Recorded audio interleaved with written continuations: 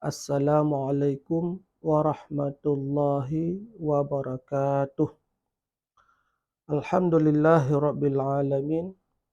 Wassalatu wassalamu ala ashrafil anbiya'i wal mursalin wa ala alihi wa sahbihi ajma'in amma ba'.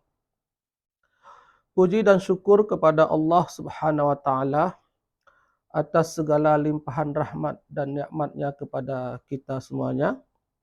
Salawat dan salam kita doakan semoga disampaikan kepada Rasul kita Muhammad sallallahu alaihi wasallam.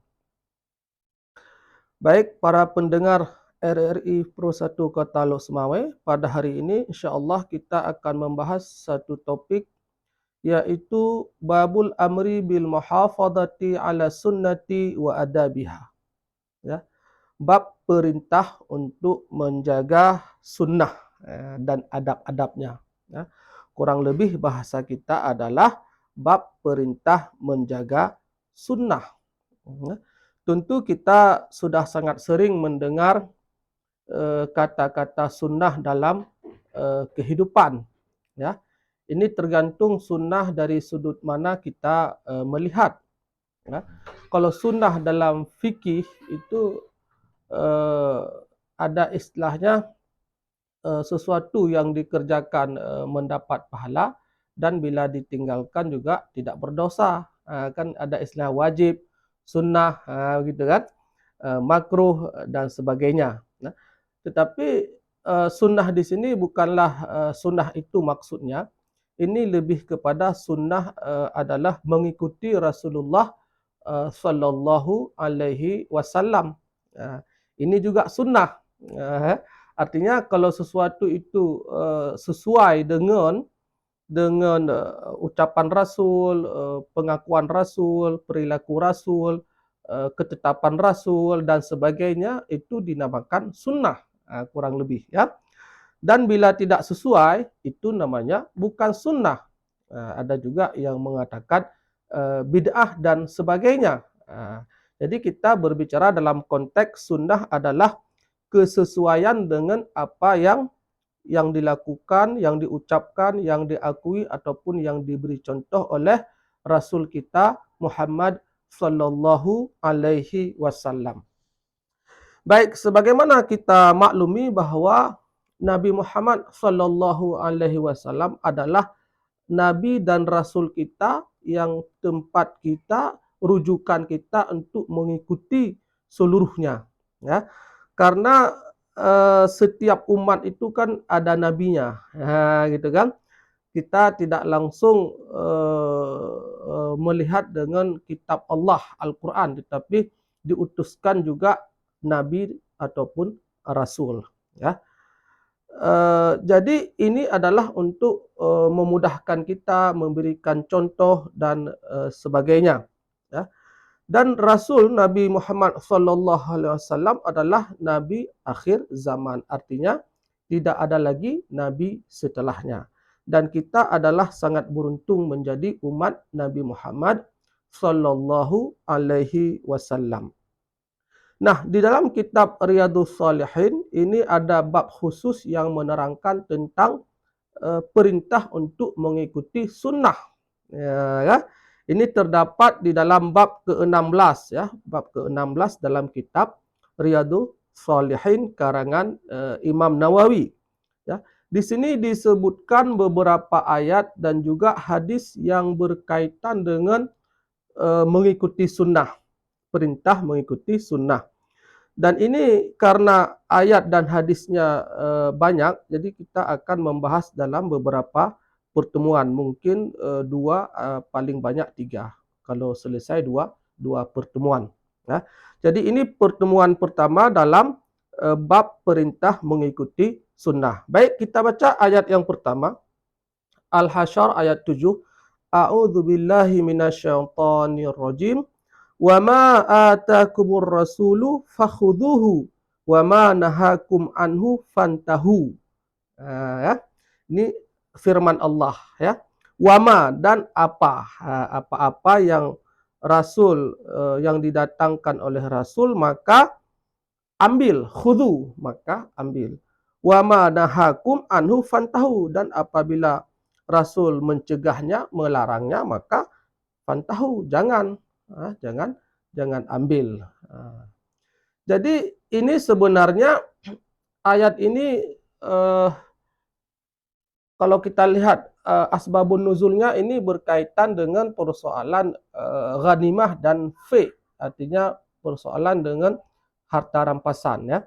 Di mana dulunya dalam Islam itu ada istilah pada peperangan dulu kala, ya, ada istilah ghanimah dan fe, ya. Kalau ghanimah adalah harta rampasan yang didapatkan dalam peperangan, artinya setelah memenangi peperangan. Sedangkan fe itu dia tidak di dalam peperangan, artinya dalam keadaan damai, ditinggalkan, ya.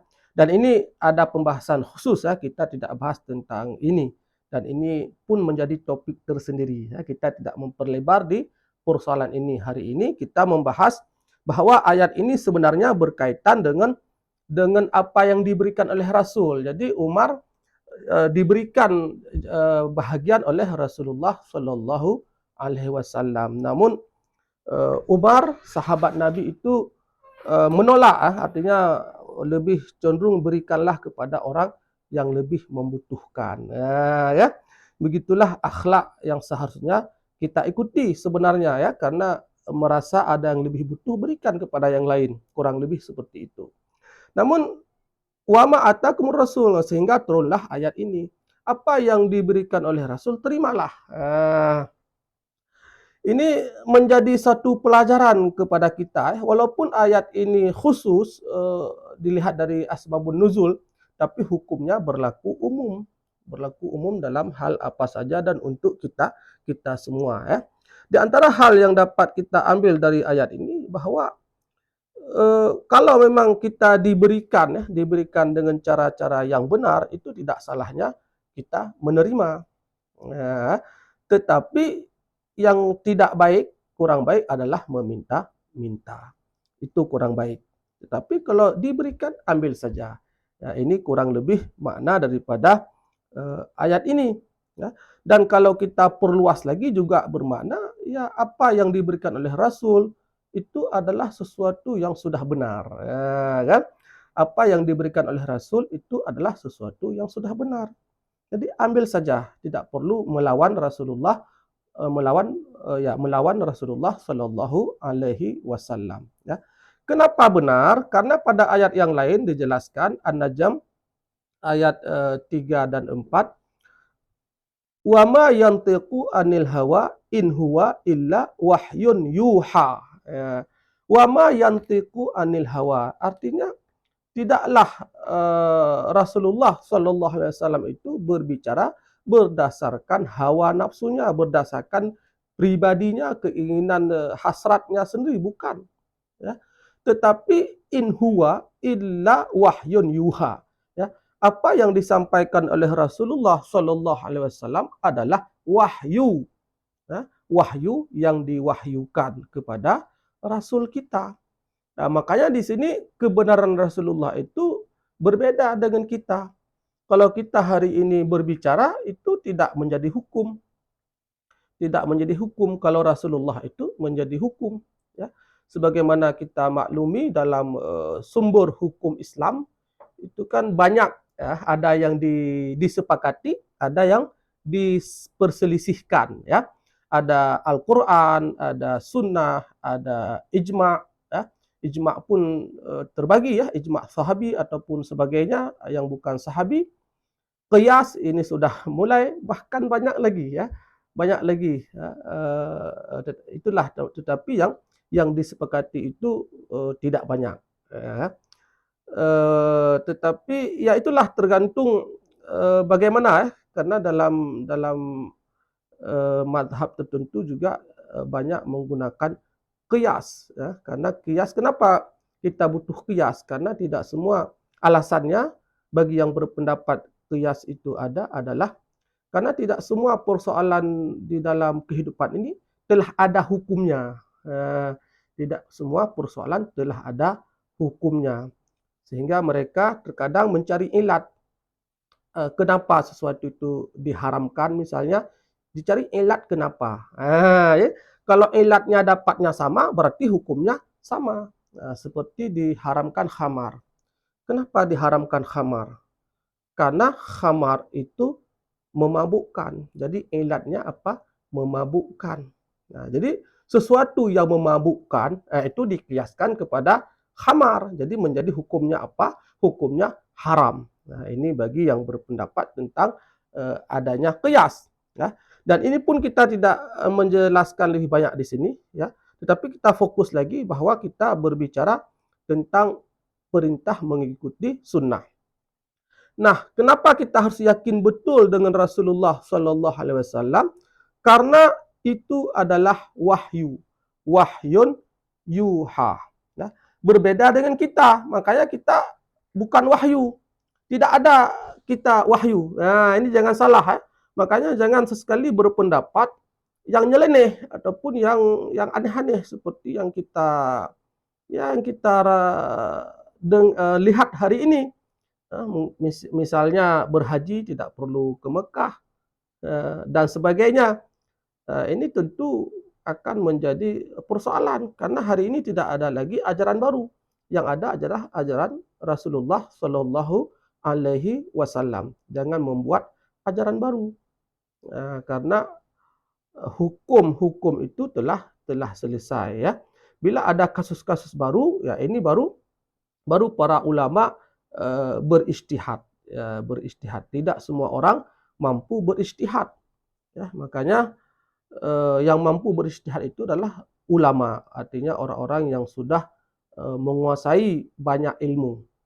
Ya, banyak ilmu. Jangan langsung kita tanpa banyak ilmu langsung memutuskan satu perkara, ini tidak boleh main-main. Ya.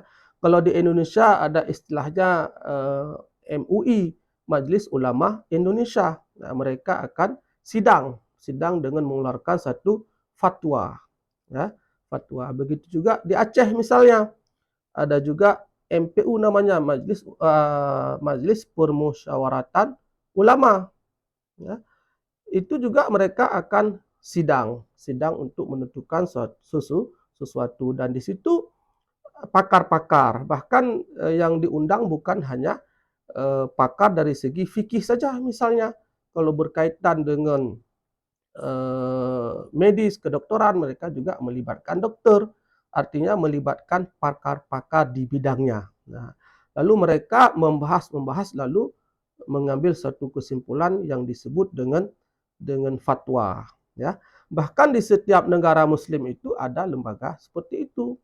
Cuma sebahagian negara mereka menyebutnya mufti. Ya. Misalnya di Mesir mereka ada namanya mufti, ada namanya Darul Ifta. Ya. Di Malaysia ada namanya mufti. Ya. Sedangkan di Indonesia tidak dinamakan mufti, dinamakan MUI, Majelis Ulama Indonesia. Di Aceh dinamakan Majelis Permusyawaratan Ulama, MPU. Itu sama ya. Nama berbeda tetapi mereka adalah pakar-pakar ya. Pakar-pakar yang akan memutuskan sesuatu yang menjadi simpang siur ataupun yang belum ada kejelasan di dalam masyarakat. Mereka dibutuhkan untuk menjadi rujukan ya, karena kalau tidak ada lembaga yang diakui, itu akan terjadi perselisihan yang sangat banyak. Ya. Akan terjadi perselisihan yang tidak akan habis-habisnya. Ya. Makanya penting kita menghormati lembaga ini. Menghormati lembaga ini untuk apa? Terjadinya stabilitas di dalam masyarakat. Kalaupun kita berbeda pendapat yang kita tidak mau mengakui pendapat orang lain, dan menurut kita benar, misalnya, tentu kita tidak boleh sembarangan menyebarkan. Kalau itu bertentangan dengan fatwa mufti, bukan tanpa alasan, ini akan membuat keributan di dalam masyarakat.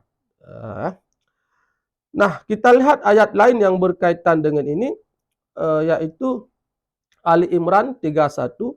Qul in kuntum tuhibbunallaha fattabi'uni yuhibbukumullahu wa yaghfir lakum dzunubakum. Ya. Qul, katakanlah, ya. In kuntum, jika engkau mencintai Allah, maka ikutilah aku. Jika engkau mencintai Allah, ikutilah aku. Yuhibbukumullah, maka Allah akan mencintai kamu. Wa yaghfir lakum dunubakum, dan mengampuni dosa-dosa kalian. Ya. Makanya kita kita tidak sempurna iman kita, misalnya percaya kepada Allah, lalu kita tidak mengakui Rasul. Ini tentu tidak beriman ya. Kenapa demikian? Karena syarat rukun iman itu selain percaya kepada Allah adalah percaya kepada Rasul.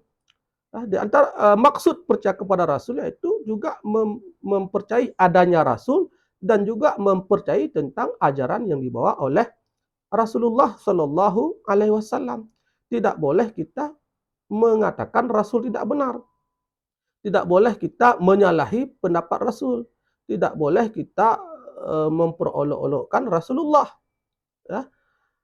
Apalagi hari ini yang kita lihat ya, sampai kitab suci juga dipermainkan oleh sebahagian. Ini juga tidak kita benarkan. Seharusnya semua kita itu harus saling hormat menghormati, toleransi ya. Jadi umat Islam itu tidak dididik untuk ekstrem, tidak dididik untuk melakukan tindakan-tindakan yang bertentangan, bukan hanya sesama Muslim ya, dengan orang yang bukan Muslim juga kita harus ada toleransinya, sikap hormat menghormati. Nah, semua pemeluk seharusnya juga bersikap demikian.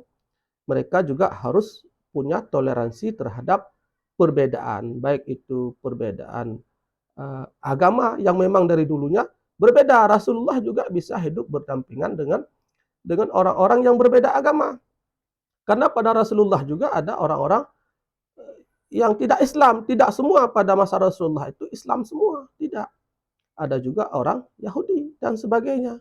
Dan hidup berdampingan. Ya. Dalam persoalan sosial itu terjadi saling bantu-membantu. Walaupun secara akidah kita tetap dengan prinsip kita. Ya. Jadi kesimpulannya Islam ini adalah agama wasata, ya. Agama pertengahan, agama yang tidak ekstrim. Kalau Kementerian Agama hari ini mengatakan moderasi ya. Moderasi ini boleh kita pahami adalah pertengahan ya. Tidak tidak juga terlalu liberal. Jangan karena diberikan kebebasan lalu bersikap liberal. Terlalu liberal ini juga tidak benar. Tidak juga sebaliknya terlalu ekstrem, itu juga tidak benar. Yang benar bagaimana? Khairul umuri awsatuha, sebaik-baiknya perkara itu adalah pertengahan, moderat. Ya, menjadi muslim yang moderat. Moderat itu tidak bermakna kita meninggalkan prinsip-prinsip kita, tetapi lebih kepada mengamalkan prinsip-prinsip kita dengan tidak melupakan adanya toleransi ya. Tidak boleh juga memaksakan kehendak yang berlebihan, adanya hormat menghormati ya. Apalagi kita hidup di dalam sebuah negara yang sangat beraneka ragam agama, budaya, kepercayaan, karakter, bahasa dan sebagainya. Ini tentu bila tidak ada sikap moderasi, sikap pertengahan, sedang-sedang, maka ini bisa menimbulkan gesekan di dalam masyarakat ya. Kembali kepada topik kita, yaitu kita bila percaya kepada Allah maka otomatis kita harus percaya kepada Rasul ya. Bila kita cinta kepada Allah, mengakui kita cinta kepada Allah, maka ikutilah Rasul. Bagaimana mengikuti Rasul? Ya, ini persoalan hari ini. Ya, karena kita hidup bukan pada zaman Rasulullah. Rasulullah Shallallahu Alaihi Wasallam telah wafat. Ya, bahkan kuburannya ada di Madinah. Ya, karena Rasulullah itu adalah manusia. Ya, manusia artinya juga meninggal, juga wafat. Ya, bagaimana kita mengikuti Rasul sedangkan Rasul sudah wafat? Ya, kita bisa mengikuti Rasul dengan mempelajari sunnah hadis-hadisnya, ya, dengan mempelajari hadis-hadisnya. Banyak sekali riwayat-riwayat hadis, banyak sekali buku-buku kitab-kitab hadis. Kita boleh melihat dari situ, dan juga karangan-karangan ulama, ya, karena walaupun kita tidak hidup bersama mereka, tapi kita hari ini bisa membaca hadisnya, ya. Al-Quran, hadis, sampai hari ini kita bisa membaca. Nah, kita melalui melalui Al-Quran dan hadis atau sunnah. Nah, dan kita tentunya tidak otomatis langsung bisa ikuti sendiri. Tidak, kita harus berguru, belajar. Kan? Belajar, karena ayat Al-Quran dan hadis ini kadang-kadang dia maksudnya kadang-kadang tidak tepat seperti yang kita baca secara langsung. Dia perlu ada penjelasannya, penjelasannya, tidak langsung diambil mentah-mentah. Makanya belajar itu harus ada guru. Tidak cukup belajar dengan sendiri. Dari dulu orang belajar itu mesti ada guru. Makanya hari ini jangan belajar tanpa guru, ini bermasalah. Tidak boleh. Ya. Kan saya hari ini bisa belajar dengan YouTube. Hari ini saya bisa belajar di medsos. Bahkan ada yang belajar di TikTok misalnya, kan. Itu boleh, artinya sebagai tambahan. Tetapi yang utama itu mesti ada guru yang kita belajar langsung, ya. Karena tidak semua yang kita dengar di YouTube itu mungkin sesuai dengan yang kita amalkan di sini, ya. Karena pendapatnya bisa berbeda, mazhabnya bisa berbeda, pandangannya bisa berbeda. Nah, justru nanti kita akan salah dalam mengambil keputusan hukum, ya. Jadi untuk mendapatkan ilmu dia tetap harus berguru, tidak cukup dengan YouTube. YouTube boleh untuk penambahan, boleh, ya. Dan itu pun kita harus melihat juga, ya. Jangan-jangan yang kita nonton itu mazhab yang berbeda, kita tidak mengatakan salah misalnya, kan. Mungkin dia memang bukan mazhab kita, artinya bukan mazhab kita apa, tergantung, ya, misalnya kita mayoritas Syafi'i lah, ya. Jadi mungkin dia mazhab yang lain, kita jangan mengatakan itu salah. Apalagi mazhab yang 4 ini muktabar, ya, setelah diakui. Bahkan kalau kita bahas banyak, ada lagi mazhab yang lain. Kita tidak bahas ke situ. Cuma yang muktabar itu yang telah kita pahami ada 4, begitu, ya. Nah, jadi begitulah cara kita hari ini mengikuti Rasulullah, yaitu dengan mempelajari melalui kitab-kitab ulama, melalui kitab-kitab hadis, melalui pengajian-pengajian dan sebagainya, ya. Dalam ayat yang lain, Al-Ahzab 21, laqad kana lakum fi Rasulillah uswatun hasanatun liman kana yarjullaha wal yaumal akhir, ya. Jadi adalah pada Rasulullah itu uswatun hasanah, suri tauladan yang baik. Liman kana yarjullah wal yaumal akhir, bagi sesiapa yang mengharapkan Allah dan hari akhir.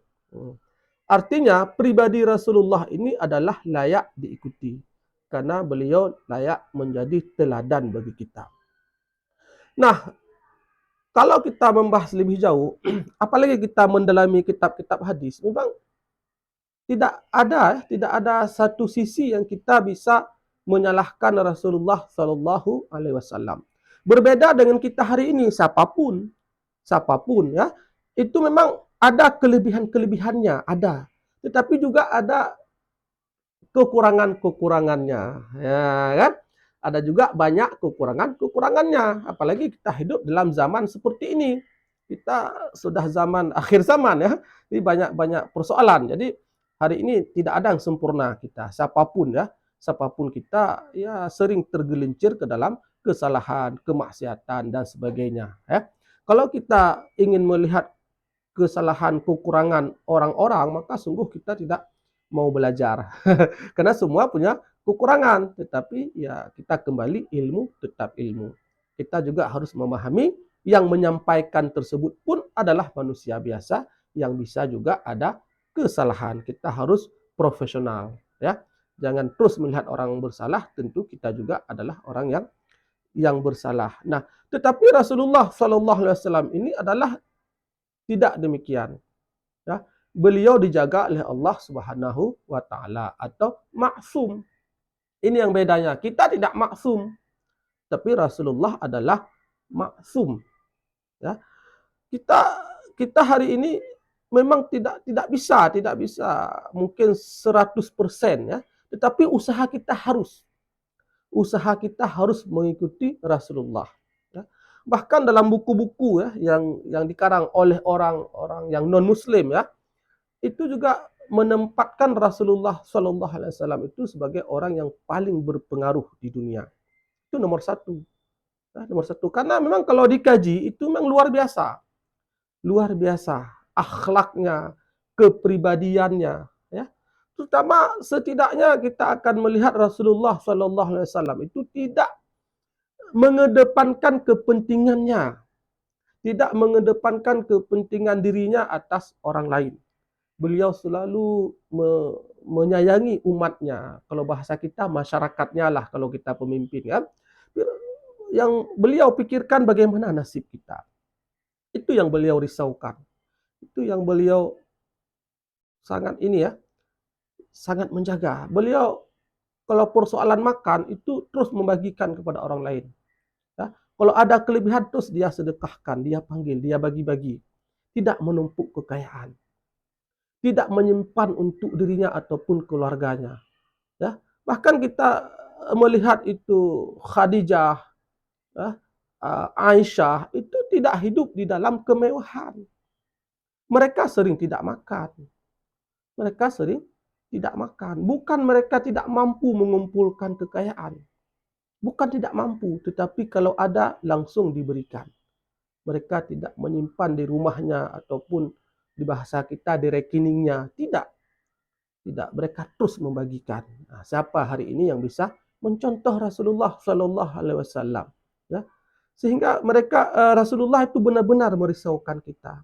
Sedangkan kita hari ini lebih banyak merisaukan diri kita sendiri. Kita merisaukan ini tahun depan berapa stok yang saya simpan. Kita merisaukan untuk diri kita. Rasulullah tidak demikian. Makanya Rasulullah itu sangat lengket dengan sahabat-sahabatnya. Ya. Bahkan sahabat-sahabat juga demikian. Mereka juga mengikuti Rasul. Mereka lebih mengutamakan orang lain daripada dirinya. Banyak orang-orang kaya di kalangan Rasulullah, sahabat-sahabat Rasulullah, ketika masuk Islam, itu kekayaannya berkurang, bukan bertambah. Ya. Berkurang. Kenapa berkurang? Mereka infak. Karena mereka sudah sadar bahwa semua yang ada ini adalah milik Allah Subhanahu wa taala. Jadi mereka pergunakan benar-benar karena Allah Subhanahu wa taala. Ya, kalau punya kelebihan, infakkan, sedekahkan. Tidak lagi menumpuk-numpuk. Sebelum masuk Islam mereka kaya raya, mereka bahkan ada yang hidup glamor, hidup ya sebagai orang kaya lah begitu. Setelah masuk Islam tidak. Ya. Seharusnya kita juga demikian. Islam ini adalah bukan tempat mencari kekayaan. Islam boleh kaya. Kita naik haji saja tanpa ada uang, tanpa ada kekayaan tidak bisa naik haji. Dalam satu sisi kita ya harus kaya dalam satu sisi. Tetapi kaya itu bukanlah tujuan utama. Ya, kaya itu bukanlah tujuan utama. Kaya ini adalah jalan untuk mendekatkan kita kepada Allah. Supaya kita bisa naik haji, supaya kita bisa wakaf, supaya kita bisa bersedekah, supaya kita bisa memberi bantuan kepada saudara-saudara kita, baik di dalam maupun di luar negeri, dan sebagainya. Jadi itu tujuannya. Bukan untuk menyimpan 7 keturunan. Bukan untuk menyimpan 7 keturunan. Dan ini kita harus sering membaca sirah nabawiyah. Harus sering membaca sejarah-sejarah Nabi, kehidupan-kehidupan para sahabat, ya, supaya kita boleh kembali lagi kepada hakikat yang sebenarnya bagaimana cara kehidupan di dalam Islam. Karena hari ini kita sudah sangat, ya mungkin boleh kita katakan agak sedikit kacau, ya, dalam makna terlalu banyak contoh-contoh yang tidak baik, ya, sehingga kita melihat saya ingin seperti dia. Kenapa? Ini kaya raya. Kita yang terpikir adalah orang-orang kaya. Kita yang terpikir adalah orang-orang yang hebat di dalam jabatan. Kita yang terpikir adalah orang-orang yang mewah. Kita ingin ikuti seperti dia. Kenapa kita hari ini tidak mengikuti seperti Rasul? Kita tidak mengikuti seperti sahabat-sahabatnya, Abu Bakar, Umar, Utsman, Ali. Ya, mereka adalah orang-orang yang mengutamakan orang lain daripada dirinya. Ya. Hari ini kalau kita mencontohi seperti itu, kita insya Allah umat Islam sedikit banyak bisa kembali lagi kepada kesejahteraan. Ya. Di saat kita saling berbagi, ya, tidak hanya pada golongan-golongan ataupun orang-orang tertentu. Ya. Mungkin demikian hari ini yang dapat kita sampaikan. Waktu kita sangat terbatas. Dan bab ini kita lanjutkan dalam pertemuan berikutnya atau pertemuan yang kedua. Wallahu a'lam bishawab. Mohon maaf atas segala kesalahan. Assalamualaikum warahmatullahi wabarakatuh.